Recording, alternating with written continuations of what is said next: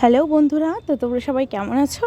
তো আজকে দেখো আমি তোমাদের জন্য কিসের একটা ভিডিও নিয়ে চলে এসেছি। এগুলো বলো তো কি? হ্যাঁ, ঠিক ধরেছো, কাঁকড়া। কিন্তু কী কাঁকড়া সেটা কিন্তু আমি তোমাদের বলতে পারবো না, কারণ আমিও তো জানি না।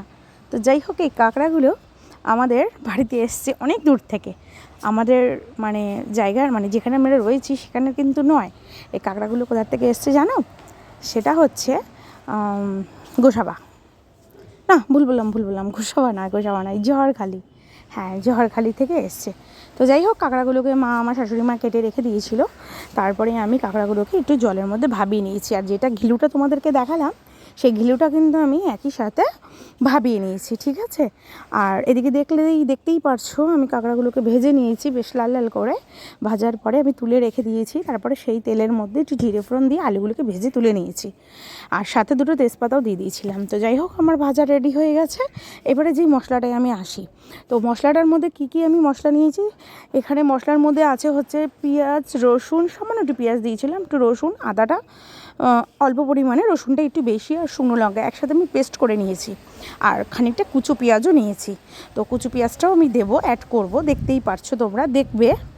তো দেখো, প্রথমে আমি তেলের ওপরে মশলাটাকে দিয়ে দিয়েছি, দিয়ে ভালোভাবে কষে নিয়েছি। তারপর একটু জিরে মানে ধনের গুঁড়ো আর একটু হলুদ আমি একটা বাটিতে গুলে রেখে দিয়েছিলাম, সেটাও আমি ওই মশলার সাথে একসাথে কষে নিয়েছি।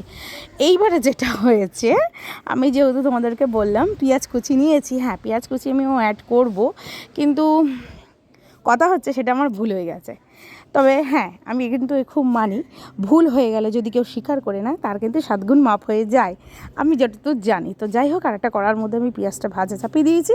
পেঁয়াজটা ভালোভাবে ভাজা হয়ে গেলে আমি ওই মশলার মধ্যে দিয়ে নিয়েছি। তো এবারে আমি ভালোভাবে মশলার সাথে পেঁয়াজটাকে ভালোভাবে কষে নিয়ে, মশলাটা দিয়ে যেই তেল মতন ছেড়েছে, তখন আমি আলুগুলোকে দিয়ে দিয়েছি। ভালোভাবে নেড়ে চেড়ে আমি ভালোভাবে কষিয়ে নিয়ে আর কি নুন যতটা, যেহেতু আমি কাঁকড়ার মধ্যে একটু নুন হলুদ দিয়ে সেদ্ধ করে নিয়েছিলাম, তো সেই কারণে নুনটা আমি লাস্টের দিকে দেবো, আমার লাগলে পরে আমি তখন দেব। তো এইভাবে আমি কষে নিয়েছিলাম। আর যে দেখলে মশলাটা আমি লাস্টে একটা অ্যাড করলাম, সেটা হলো গরম মশলার গুঁড়ো। তো এই কারণে গরম মশলাটা আমি অ্যাড করলাম, ওটা দিয়ে কষলে না এর ফ্লেভারটা আরও সুন্দর লাগে।